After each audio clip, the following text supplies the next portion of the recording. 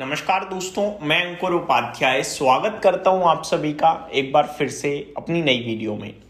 कल से फ्राइडे तक कहां पे होगा बड़ा एक्शन, इसी के बारे में आप सभी के साथ इस वीडियो में डिस्कशन करने वाला हूं। वैसे तो मेजोरिटी साइड पे चीजें मैंने आप सभी के साथ डिस्कस कर ली हैं, बट एक बार रिपीट टेलीकास्ट करते हैं।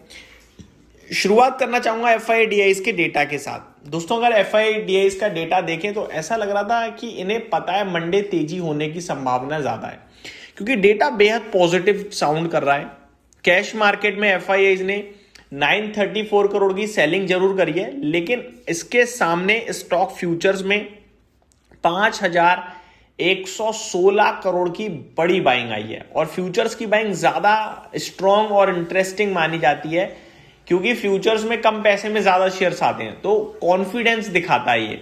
साथ ही साथ हमें यह भी समझ में आ जाता है कि वीकेंड से पहले अगर स्टॉक फ्यूचर्स में बाइंग हो रही है, दैट मींस मार्केट के ऊपर जाने के चांसेस ज्यादा हैं। प्लस आप ये भी देख सकते हो कि फ्यूचर्स में गिने चुने स्टॉक्स हैं। अब जो शेयर्स अच्छी खासी स्ट्रेंथ में होंगे, उन्हीं शेयर्स में से किसी शेयर में बाइंग आई होगी, तो थोड़ा प्रिडिक्ट करना इजी हो जाता है। अब कैश मार्केट में तो भैया पूरा बाजार है, कहां से क्या प्रिडिक्ट कर पाओगे आप। वहीं DIs की बात करें तो इनका भी एक बड़ा बाइंग फिगर आया है फ्राइडे के सेशन में, तो हमें ज्यादातर हरियाली दिख रही है और अच्छे संकेत आ रहे हैं। 2637 करोड़ की बाइंग का फिगर DIs की तरफ से आता हुआ दिखा है कैश मार्केट में, तो दोनों तरफ से पॉजिटिव है। मेरे को लगता है ये अच्छे साइन है। अब बात करें दोस्तों आगे, तो टैरिफ को लेकर बहुत कुछ हुआ यूएस में। सबसे पहले तो खबर आती है कि यूएस सुप्रीम कोर्ट के जजेस की बेंच ने यूएस प्रेसिडेंट के टैरिफ को इलीगल करार दे दिया गया है, करार दिया है, जिसकी वजह से ये जो टैरिफ उन्होंने लगाए हुए हैं क्रॉस कंट्रीज, इनमें से जो IEEPA के तहत टैरिफ लगाया उसे हटाना होगा। और अगर ऐसा होता है तो ये पूरी दुनिया के लिए बड़ी, मैं कहूँगा, टेंशन का रिलीफ था। इसीलिए अगर आप देखो, emerging markets like us, gift Nifty 200 point ऊपर कूद गया था उस समय जैसी खबर आती है। एट द एंड 320 पॉइंट ऊपर बंद हुआ है गिफ्ट निफ्टी दोस्तों। लेकिन ये खबर जब तक खत्म होती, उसके 2 घंटे बाद ही प्रेसिडेंट ट्रंप एक्टिव हो गए। प्रेसिडेंट ट्रंप ने क्या किया वो जानना समझना ज्यादा जरूरी है, क्योंकि टैरिफ की खबर पुरानी हो गई थी एक तरीके से, सुप्रीम कोर्ट वाली। ट्रंप ने साहब ने जो किया है वो था अंत। प्रेसिडेंट ट्रंप ने क्या किया, एक एक करके मैं आपके साथ शेयर करता हूं। सबसे पहले तो उन्होंने जो जजेस की बेंच थी उनको अपशब्द बोले, सेंटिमेंटल हर्ट है ये। फिर उन्होंने कहा कि मैं नया रूल लेकर आऊंगा, नए टैरिफ लाऊंगा, लेकिन टैरिफ कंट्रीज पे लगाऊंगा। ये हमें क्लियरिटी मिल चुकी है कि टैरिफ से कोई नहीं बच सकता।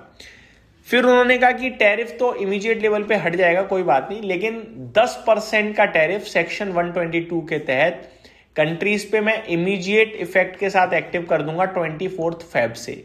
24 फरवरी से 10% का टैरिफ तो लगा रहे हैं वो 122 सेक्शन के तहत, और ये टैरिफ 150 दिन तक होगा, जो 24 फरवरी से चालू होगा।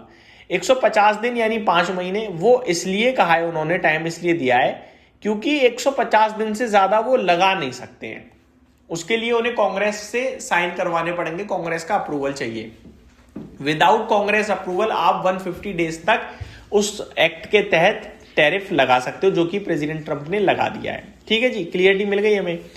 150 दिन के अंदर अंदर डेफिनेटली, जैसा कि उन्होंने कहा कि हम नए रूल्स ले आएंगे, नए कानून ले आएंगे, वो लेके आ जाएंगे और फिर वो नए टैरिफ भी लगा देंगे।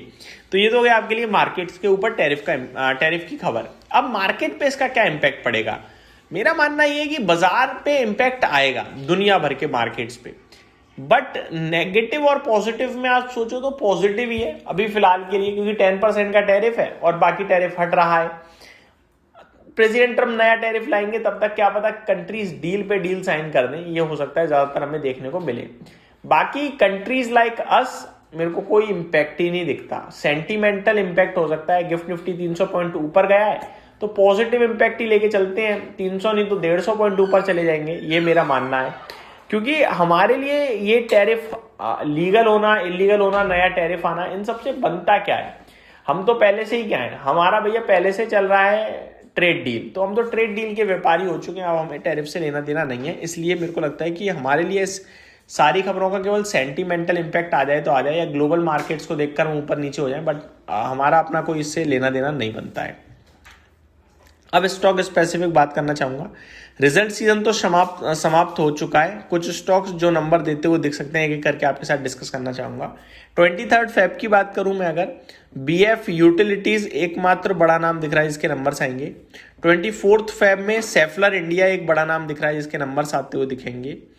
25 फेब में केएसबी लिमिटेड और सैनोफी कंज्यूमर, ये दो स्टॉक्स हैं जिनके नंबर्स आएंगे। 27 फरवरी को रेन इंडस्ट्रीज के नतीजे आते हुए दिखेंगे। तो ये कुछ स्टॉक्स हैं इनके रिजल्ट्स आने वाले हैं। डिविडेंड स्टॉक्स की बात करी जाए तो 23 फरवरी यानी कि कल अगर देखा जाए तो आपके लिए पीआई इंडस्ट्रीज के डिविडेंड है 5 रुपए का। 24 फेब को एके कैपिटल सर्विसेज का डिविडेंड है 22 रुपए का। 25 फेब को एनबीसीसी 12 पैसे का एक्स डिविडेंड ट्रेड करेगा। 26 फरवरी की बात करूं तो यहाँ एंजल वन का शेयर स्प्लिट हो जाएगा 10 की फेस वैल्यू से 1 की फेस वैल्यू में, यानी एक के बदले 10 शेयर्स हो जाएंगे और शेयर का प्राइस उसी रेशो में घट जाएगा। आगे कोटक 27 फेब की बात करें तो कोटक निफ्टी बैंक का ईटीएफ स्प्लिट होने वाला है। कोटक सिल्वर ईटीएफ भी स्प्लिट होने वाला है। इन्फोबीन्स टेक्नोलॉजीज बोनस देने की तैयारी में 3:1, यानी कि हर एक शेयर पे 3 शेयर एज अ बोनस मिलेंगे। और तो ये कुछ स्टॉक्स हैं जो आपके लिए एक्शन में रहेंगे। कोटक के ज़्यादातर ईटीएफ जो है वो स्प्लिट होते हुए दिखेंगे आपको 27 फरवरी को। ये मेरी तरफ से आपके लिए अपडेट थी। उम्मीद करता हूँ डिटेल्स पसंद आई होंगी। अगली वीडियो में स्टॉक स्पेसिफिक बात करूंगा। Thank you so much for watching this video. Have a great day guys.